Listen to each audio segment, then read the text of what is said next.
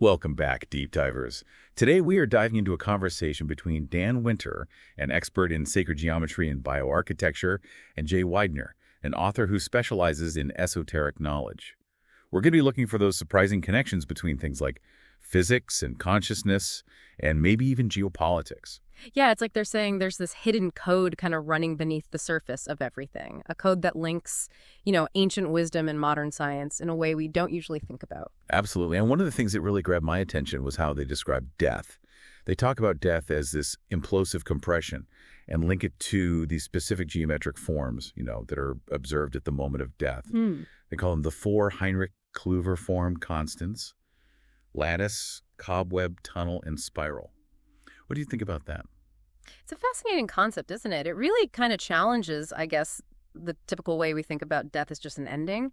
They're presenting it as this process, this implosion, like a collapsing star almost. Right. And they link this directly to the structure of DNA, Right. implying that it has this like inherent ability to fold in on itself. So if death is this implosion, where are we imploding to? Like, what happens to our consciousness? Well, that's where things get really interesting. They suggest we transition into this thing called a longitudinal coherence array. And they compare it to like aboriginal song lines, these paths of energy and information woven across the land. Yeah. Almost like, imagine if your memories, like your personal memories, are like your own personal song line, right? Maybe death is like stepping onto this much larger, grander track. Yeah. A collective consciousness of sorts. That makes me think about all the stories you hear about out-of-body experiences, particularly during surgery. Yeah. People describe feeling like they're floating above their bodies, and they can observe everything from outside themselves. Exactly. And that's a key point they bring up. A lot of these people, they specifically mention that they're perceiving themselves from outside the operating room, which is essentially an aluminum box. Right. It's like consciousness isn't limited by the, normal laws of physics as we understand them. And they even suggest that this concept might relate to how anti-gravity and electrogravitics could potentially work. Oh. Like if consciousness can move through these longitudinal arrays, maybe technology could too. So speaking of anti-gravity, they talk about this thing called the Bell technology. It was a supposed Nazi anti-gravity device, right? That's right. They describe it as using mercury and iron powder spun in a very specific way to create kind of like an implosive vortex. And they believe this implosion is really key to generating something they call longitudinal propagation, which they link to a decrease in temperature and possibly even like manipulating gravity. Wow. So we're talking about harnessing the power of implosion, but not just for some futuristic tech, right? Right. They also link this concept to something way more personal, the feeling of bliss. Absolutely. They call it the alchemy of bliss. And they suggest that feeling of deep joy and interconnectedness that we experience, it actually comes from a similar implosion, a harmonious resonance between the heart and the brain. So the same principle that could power, like anti-gravity technology could also be the source of our most profound feelings of happiness and connection. Yeah. That's a wild idea.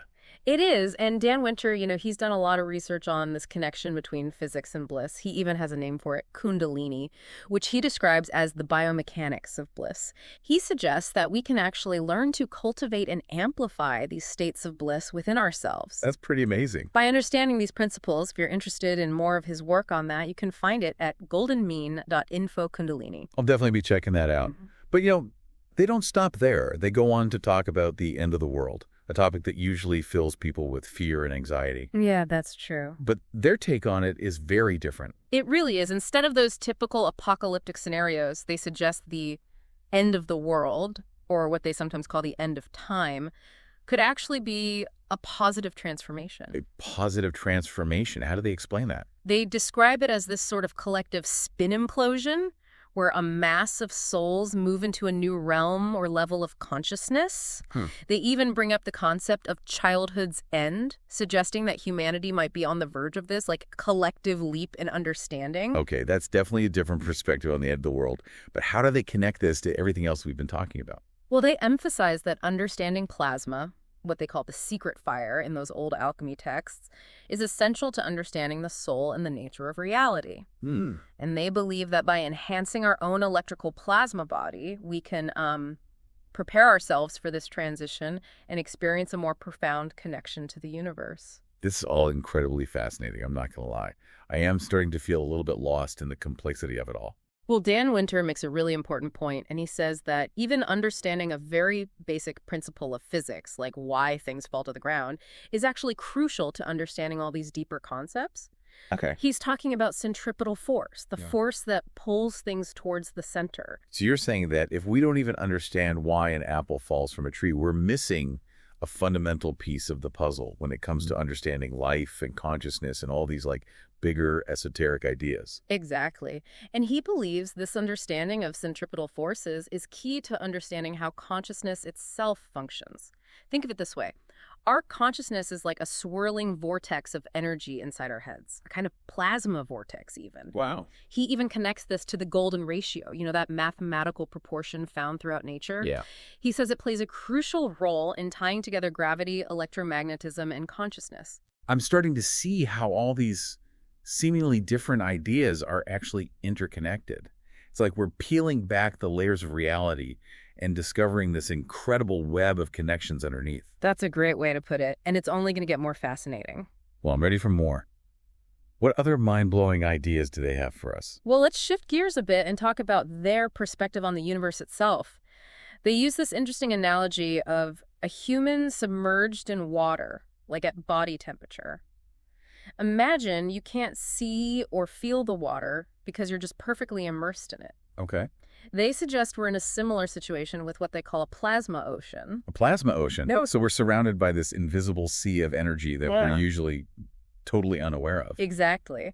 And they connect this to a famous scientific experiment called the Michelson-Morley experiment, which tried to prove the existence of this substance called ether, like a medium for light to travel through. While the experiment didn't prove the existence of ether in the way they were looking for, they suggest this ether could be analogous to this plasma ocean they're describing. So are they saying there's this whole unseen world existing within this plasma ocean? That's exactly what they're saying. They even talk about plasma creatures, like nature spirits existing within this ocean, and that there are all sorts of beings and phenomena that we're just not equipped to perceive with our regular senses. Okay, I am officially on the edge of my seat. What comes next? From here, things take an even wilder turn. They dive headfirst into the world of geopolitics and extraterrestrial influence. Oh, I knew we would get to the ETs eventually. This is going to be interesting. So, we're talking geopolitics and extraterrestrial influence. Where do they even begin to connect those two seemingly very different topics? Well, they start off talking about these claims that certain negative extraterrestrial entities, sometimes referred to as like the Naboo or Greys, have infiltrated human institutions. They even suggest that the alleged suicide of Admiral Borda, might have been orchestrated by these beings. Whoa, that's a pretty serious accusation. Yeah. Are they saying there's like some kind of alien conspiracy going on behind the scenes? It's not like super clear cut. I would say they present it more as a possibility, highlighting the idea that some factions, within the government and military could be influenced or even like controlled by these negative entities. Do they give any like specific motives for why these Greys would want to infiltrate these human institutions? They suggest that these negative ETs might be interested in exploiting humanity, maybe for their own purposes, perhaps seeking access to our resources or like even our DNA. But they do emphasize that not all extraterrestrial beings are malevolent. Oh, okay, that's good. But if these negative ETs are operating in the shadows, who's trying to stop them? Well, they have this interesting point about the Navy. They claim that the Navy seems to have resisted this extraterrestrial influence more so than other branches of the military.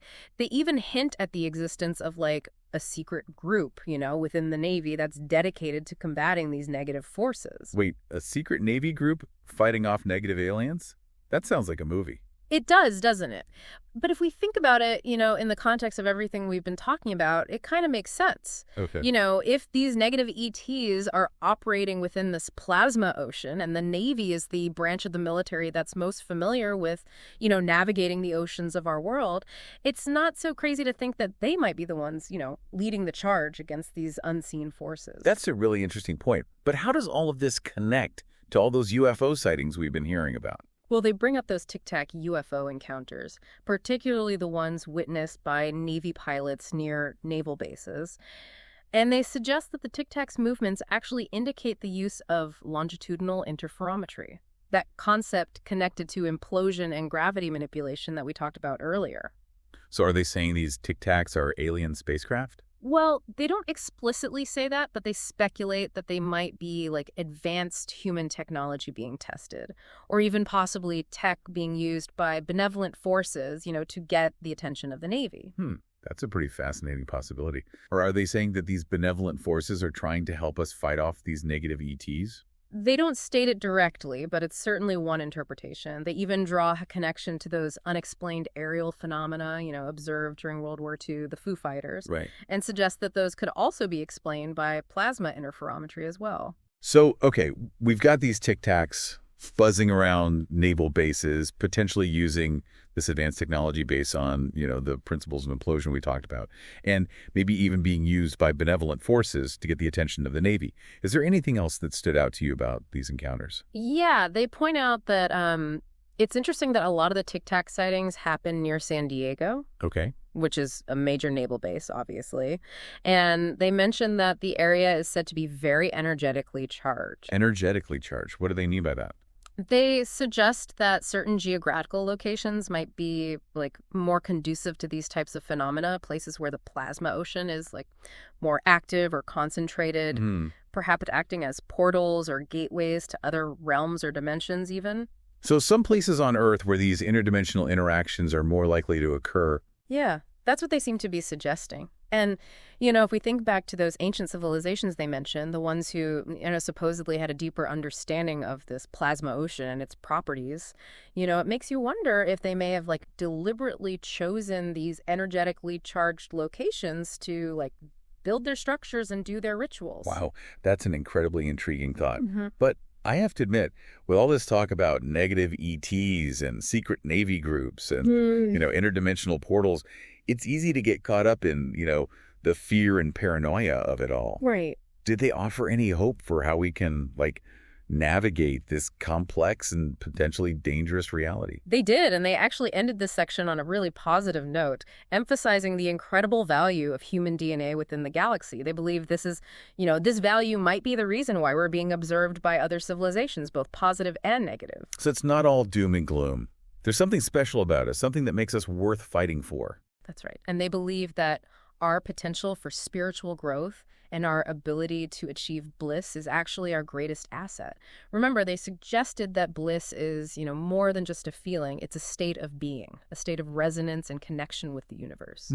It's a state that might even allow us to access those longitudinal coherence arrays and influence reality itself. Wow, it's almost like our ability to experience joy and connection. That's our superpower that can help us navigate all these challenges and even influence the course of events on this huge cosmic scale. Exactly. And they believe that by cultivating these abilities, we can not only, enhance our own lives, but also potentially contribute to the positive evolution of, our species and the planet as a whole. That's a really powerful message and one that I think we all need to hear. But before we get too carried away with, saving the world through bliss, they did mention something about ancient civilizations and manipulating technology earlier.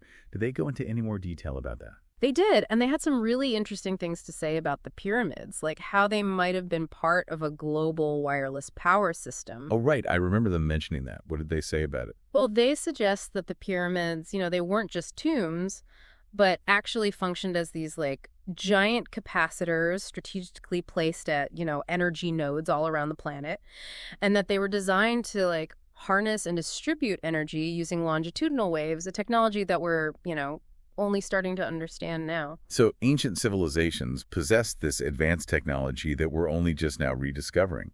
That's a pretty radical idea. It is, and it really challenges, the conventional way we think about history and technology, but they don't stop there. They also hint at this connection between these ancient technologies and the manipulation of consciousness. Okay. They suggest that certain negative forces may have infiltrated these societies and co-opted these technologies, for their own purposes, and it possibly led to their downfall. Wait, are they saying that ancient civilizations were brought down by this combination of technological hubris and negative extraterrestrial influence? That's a pretty wild theory. It is, but if we think about it, in the context of everything else we've been talking about, it starts to paint this like really fascinating and possibly alarming picture of the forces that may have shaped, human history. My mind is officially blown. But before we spiral down that rabbit hole, let's try to bring this back to something a little more, grounded. What's the overall takeaway from all this talk of ancient civilizations, lost technologies, and extraterrestrial influence? I think they're trying to show us that there's so much more going on beneath the surface of our, everyday reality than we realize. They're suggesting that there's this hidden history of humanity, a history that intertwines with advanced technologies, cosmic forces, and maybe even, interdimensional beings. That's a lot to take in, for sure. But, where do we go from here? Well, they argue that we need to shift our perspective. Instead of viewing ourselves as, these passive victims of circumstance, we need to recognize our own inherent power and potential.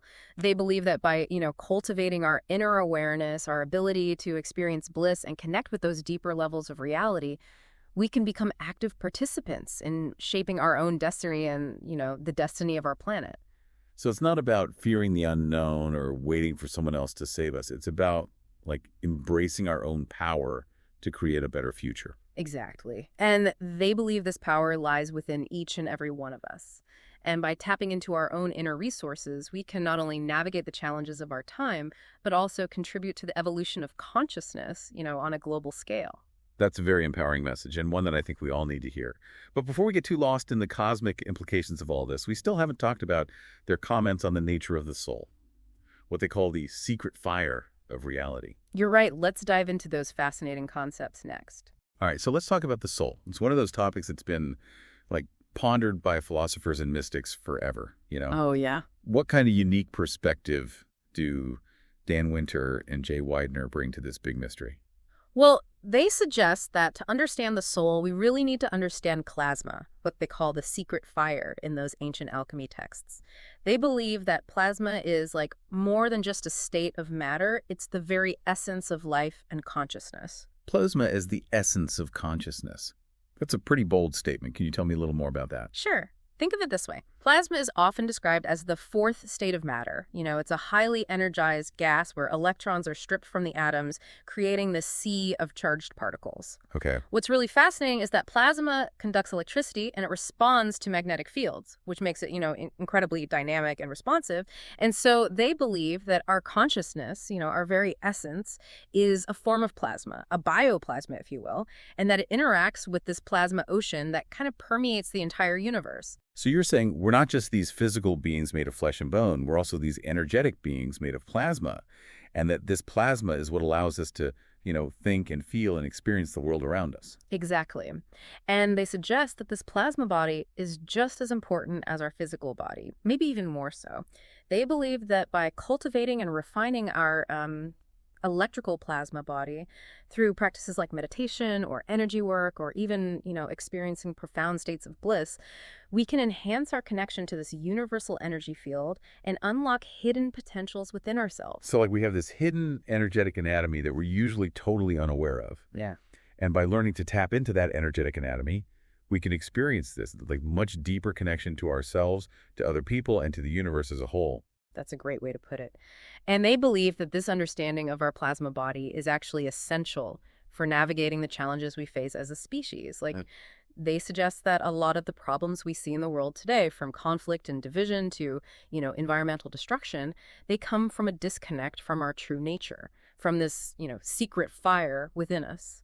So if we can learn to reconnect with this secret fire, to cultivate and refine our plasma bodies, then we can begin to heal ourselves and heal our relationships with each other and heal the planet. That's the idea. It's a message of hope and empowerment. They believe that the power to create a better future, it lies within each and every one of us, just waiting to be unlocked and unleashed. Well, I have to say that after exploring all of this, the physics of bliss, the nature of the soul, these hidden forces that are shaping our world, and the huge potential of human consciousness, my mind is officially blown wide open. I know, right? Mine too. But I think that's the point of these deep dives, isn't it? To, really challenge our assumptions and expand our awareness and just explore the vast mysteries of the universe and our place within it. Absolutely. And to leave us with, maybe more questions than answers, but questions that, spark our curiosity and inspire us to keep seeking and exploring and keep diving deeper into these mysteries of existence. Like, who knows what amazing discoveries are waiting for us on the other side of the unknown. I completely agree. And, the journey of discovery never really ends. So true. And on that note, we're going to wrap up this deep dive. But remember, the exploration doesn't end here. If humans really have the potential to steer stars with their consciousness, just imagine what that could mean for our future and our place in the universe. Keep questioning, keep exploring, and keep diving deep. We'll see you next time.